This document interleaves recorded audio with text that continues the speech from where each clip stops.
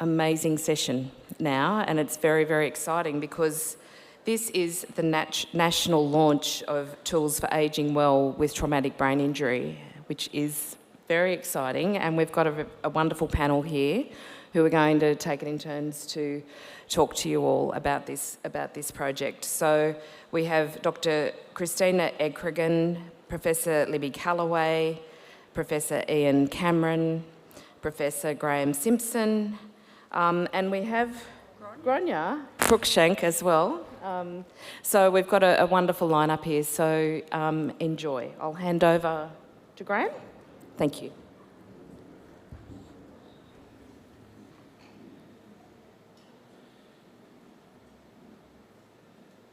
Right, just a bit anxious with this because Eva was kind of struggling, but I think we'll be okay.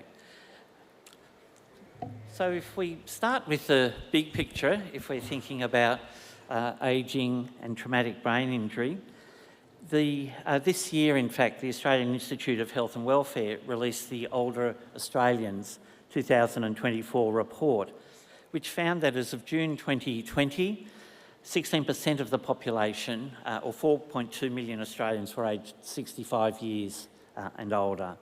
And by 2066, it's projected that between 21 and 23% of Australian population will be aged 65 years or older. Two main drivers of this are an increasing life expectancy and secondly, decreasing fertility rates. And if you were just wanting to check in about life expectancy, so the UN 2023 estimates of life expectancy found that Australia currently ranks 8th in the world, so we're not doing too badly with an all-population average of 83 years and a sex gap of 3 years. So if we then look at how this general population trend intersects with the age that people sustain traumatic brain injuries, this recent study that looked at hospitalisations, all hospitalisations coded for traumatic brain injury in New South Wales, found that the incidence of traumatic brain injury was highest in the 75 plus age group. And the incidence for that was actually 3 times higher than the overall annualised incidence rate for all traumatic brain injury.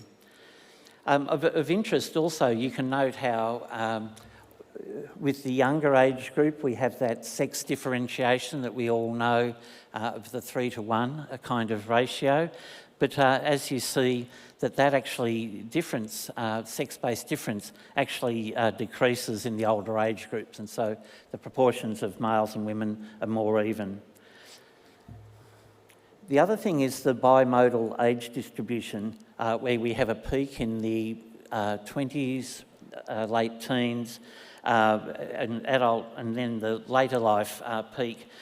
This has been well known over the last 4 or 5 decades. However, within the context of this bimodal distribution, the increasing proportion of people who are age-sustaining injuries reflects overseas trends. So this is not purely a trend in Australia. And from this same study, we can see that the overall causes of injury, falls are in fact the most frequent cause of injury, 47%. And this is followed by transport accidents and assaults. But when we examine the interaction between age and the cause of injury, we find that people over 70 years have the highest proportion of falls-related injuries. And falls are the leading cause of mild to moderate injuries. However, once again, if we come back to our 70-year and older age group compared to the younger age groups, this group of people have the longest length of stay in hospital, they have the highest fatality rate, and they also have the largest number of comorbidities. Just to finish up my part of this presentation, we're really, when we're looking at overall at ageing and TBI, there are really 2 cohorts that we're talking about. So firstly, people who are aged, who sustain a recent traumatic brain injury, and that's kind of what I've just been describing. And we know that this group may not get access to specialised brain injury rehabilitation programs. And they also have greater levels of disability, reduced levels of functional independence, and less community participation compared to people who have their injury at a younger age onset. But we are also living, we have a group of people who are living with traumatic brain injury who are ageing. So the first specialist rehab programs for TBI rehab opened in the mid-1970s and the early 1980s in Australia. And so the first cohort of patients from such programs are now in their 70s and 80s. But there's also the TBI-related changes that may contribute to an earlier onset or exacerbated levels of just the usual age-related changes is also another factor. And this can impact upon people's health and on their functioning. There's also a complex relationship with possible increased risk of dementia following a traumatic brain injury. But on the flip side, access to financial compensation such as eye care, TAC, LSA in the South Australian context can be beneficial in supporting people in the community as they age. And so now I'm going to pass it over to Ian.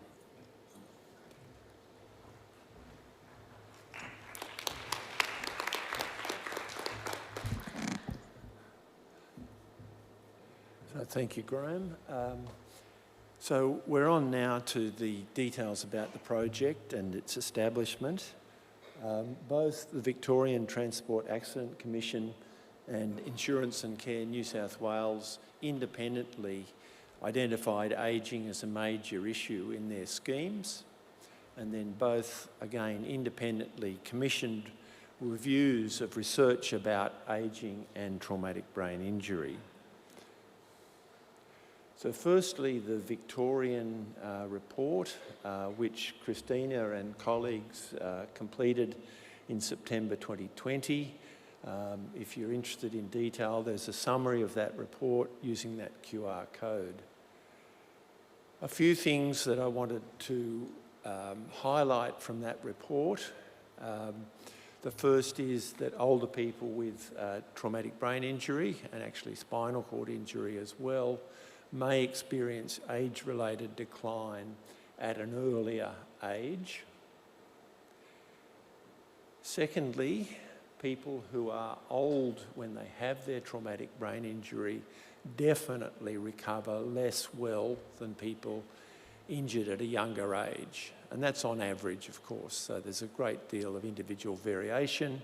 But unfortunately, older people, say like me, who might have a significant brain injury, are likely to recover less well.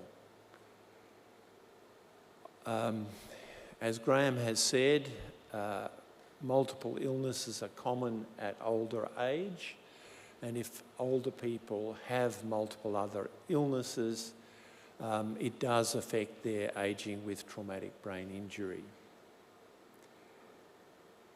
And then a topic that frequently arises in the context of the lifetime care and support schemes is that, is this change with ageing related to the brain injury, or is it related to ageing and illnesses associated with it? And in fact, it's often very hard to tease out those things.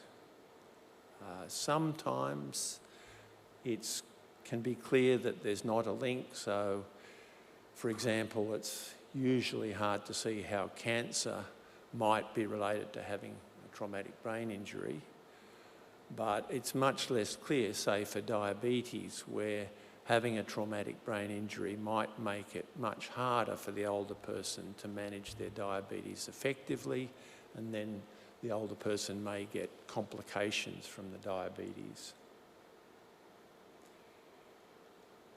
So I and Professor Susan Curl, who's a geriatrician, were commissioned by Insurance and Care New South Wales Lifetime Care to prepare a report about ageing with traumatic brain injury and also ageing with spinal cord injury. And we also commented on end-of-life care for people with these severe disabilities. We reviewed the ageing literature and then did specific reviews related to traumatic brain injury and spinal cord injury.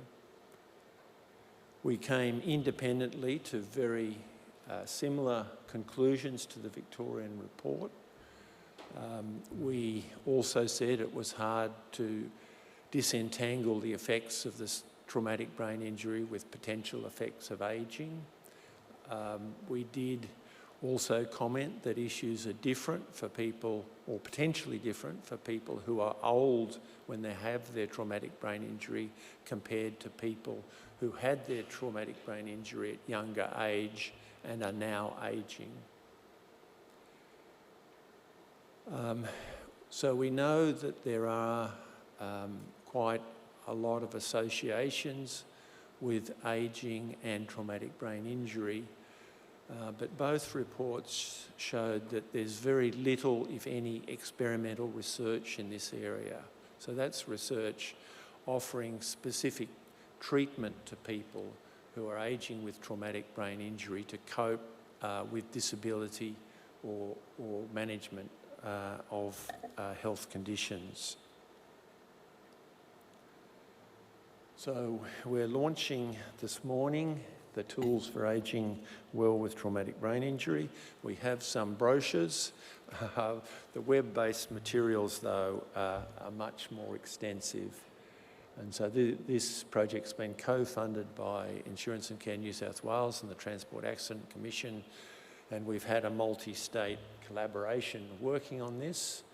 It's probably quite hard to see the individuals, some of whom are on the stage, but there's a much larger group. We've had consumers, so Grahame's representing families for people with traumatic brain injury. We've had representatives from the different organisations, and then we've had academic researchers. So at that point, I'll hand over to Libby.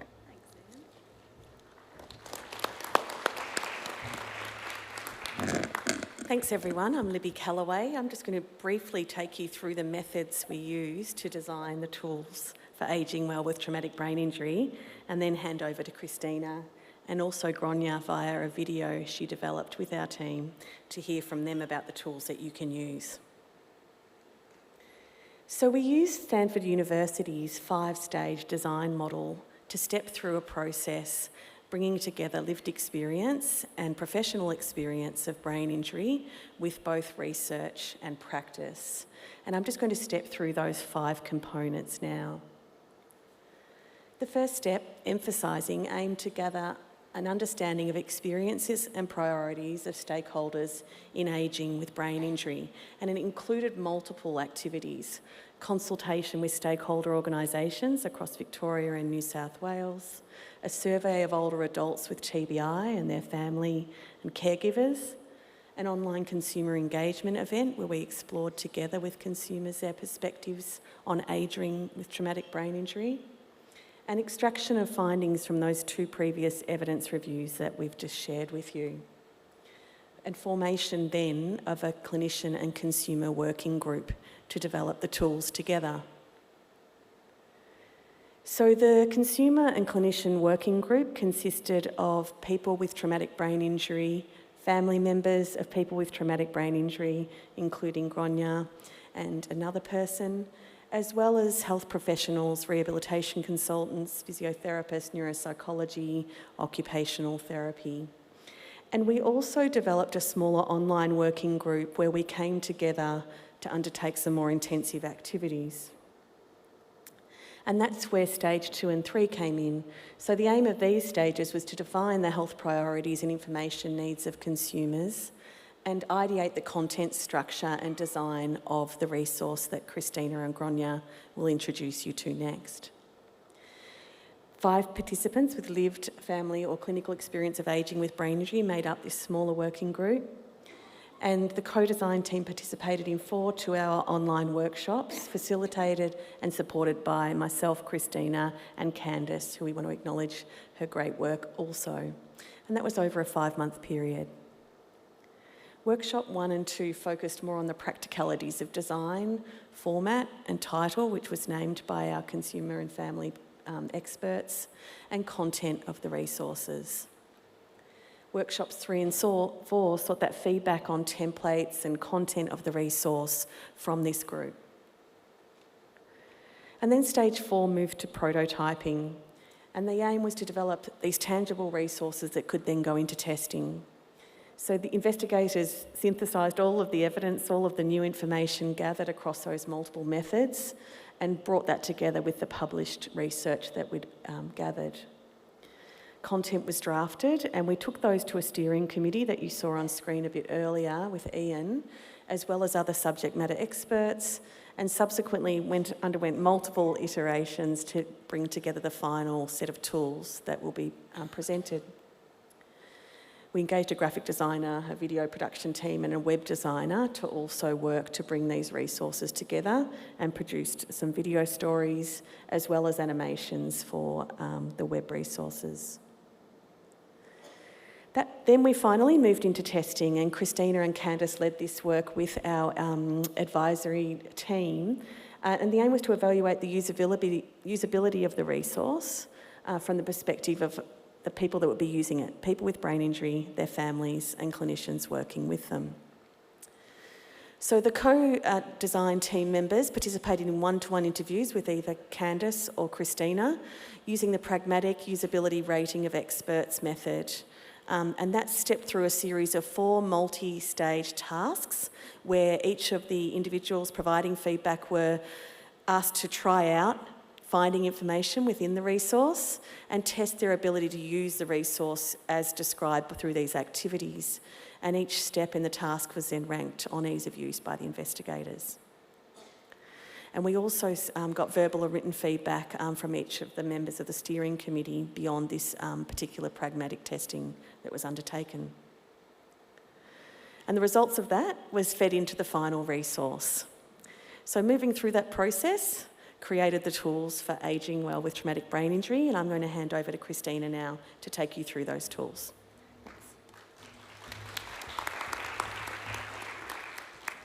Thanks very much, Libby, and please excuse my slightly croaky voice this morning.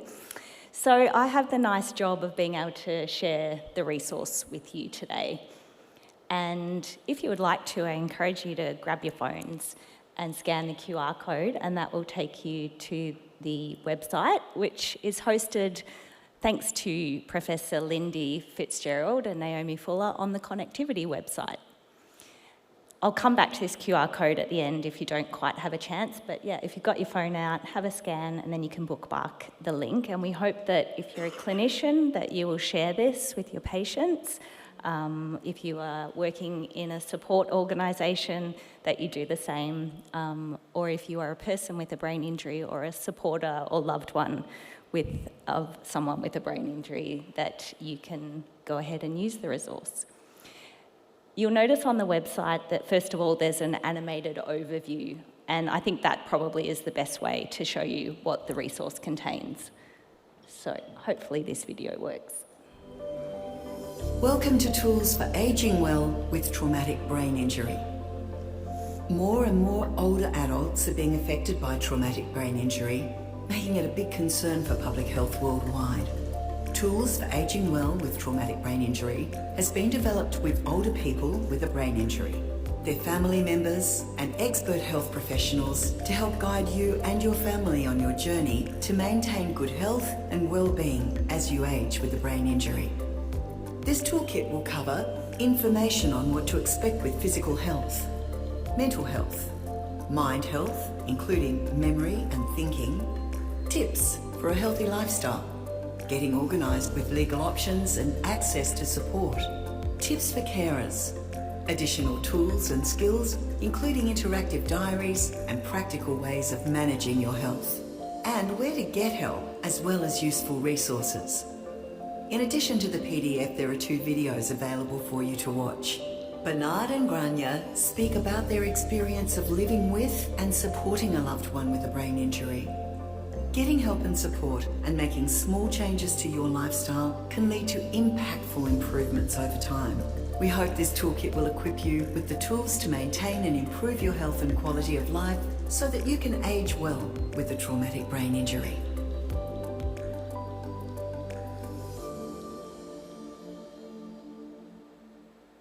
So that provides a bit of an overview, and I'll do a deep dive into some of the sections now.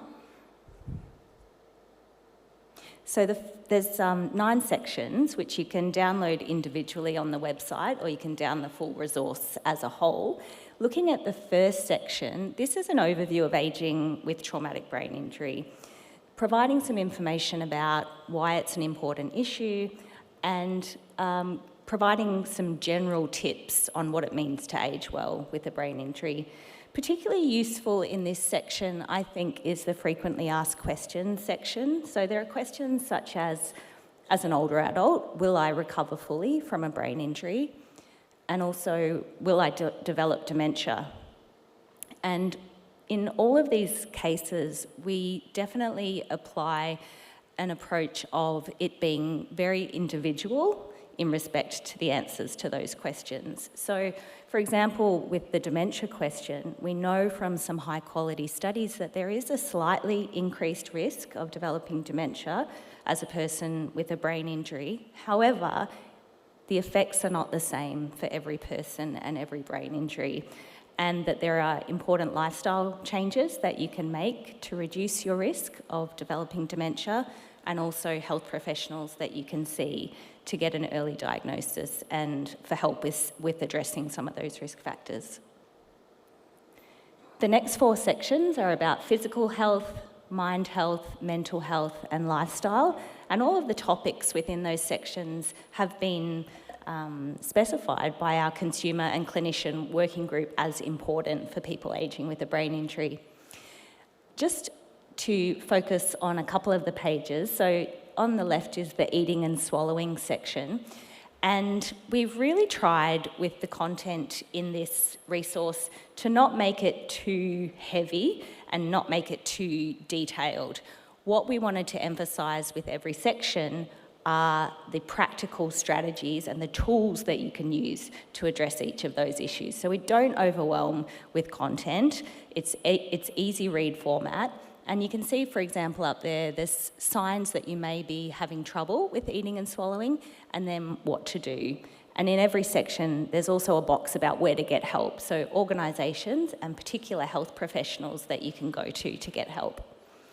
And then with the cognition page on the right-hand side, you can see, again, just some brief paragraphs about why it's important, and then some strategies that you can try. The next 4 sections are about getting organised. Then there's a section for carers, tools and skills, and where to get help.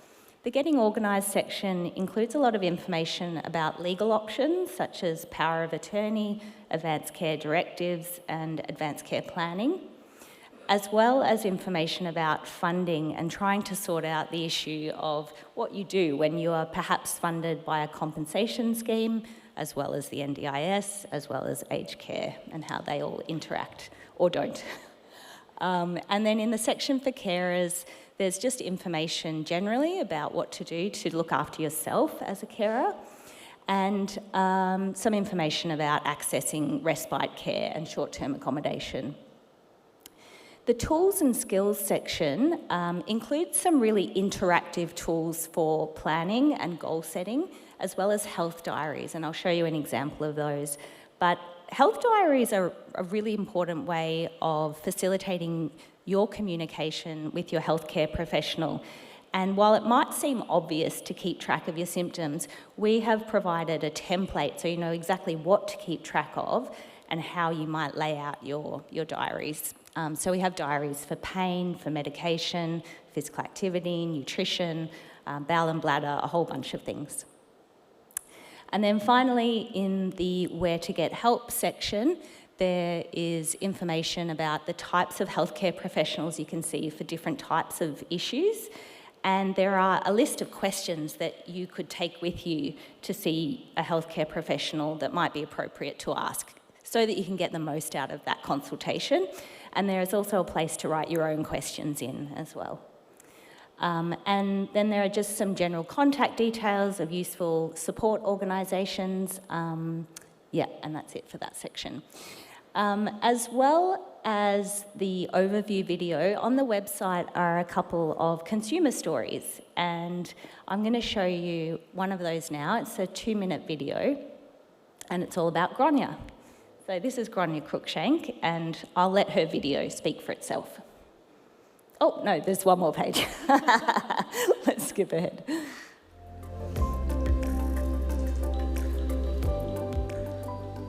My name is Grahame Cruikshank. Grahame is Gaelic for grace. Peter was my husband. He was my husband for 34 years. 32 of those, he had a brain injury. He had a car accident. Peter's car wrapped around a bluestone wall. So Peter had all the injuries all the way down the right side of his body. Peter had many injuries, but as we now know, bones heal, and traumatic brain injury affects so many different parts of the body. I would say that Peter was driven. He was driven in his work, he loved work, and then he was driven in his rehabilitation as well. You know, everything that was asked of him, he did. With a brain injury, sometimes you tend not to get listened to. He was a very capable man after his brain injury as well, and needed to be listened to. We did some amazing things. He decided that he would like to go to Alaska. Alaska's not going to be wheelchair accessible, really. It was. I took Peter to Alaska. We had an amazing time. We were on the buses, and the bus rolled up and it had a wheelchair lift. Oh my God, I don't know how that works.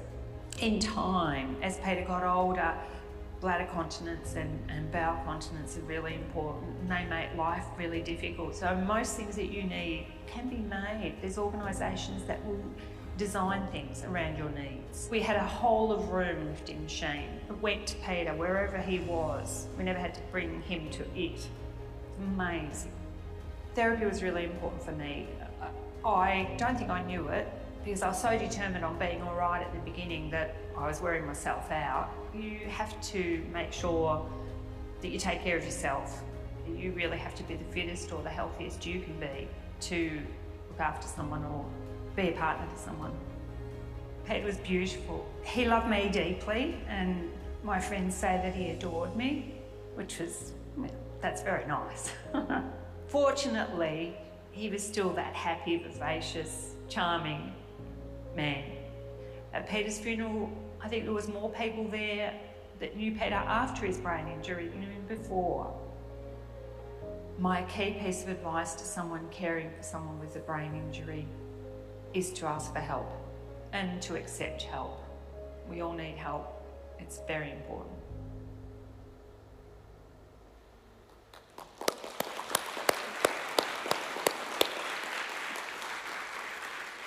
So huge thank you to Grahame for her contribution to the project. She was with us from right at the beginning. She was a member of our steering committee, and of course she was a member of our working group, and her contributions are invaluable. And I just want to also mention that Carol, Peter's sister, is here today as well.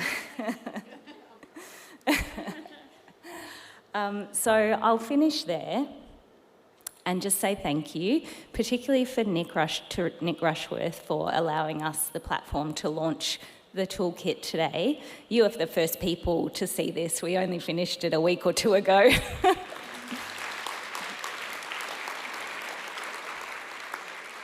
So I just wanted to thank iCare and TAC for funding the work, all of our colleagues from Monash University and the University of Sydney, particularly Dr. Candice McBain, who was the project manager, but unfortunately couldn't be here today. We also have some printed copies of the resource. If you would like a copy, my email address is up there on the screen, so you can grab a photo of that and email me if you would like a hard copy of the resource. And I think we've finished with 5 minutes, so you'll get to your morning tea on time, and hopefully we'll have time for some questions and comments too. Thank you very much.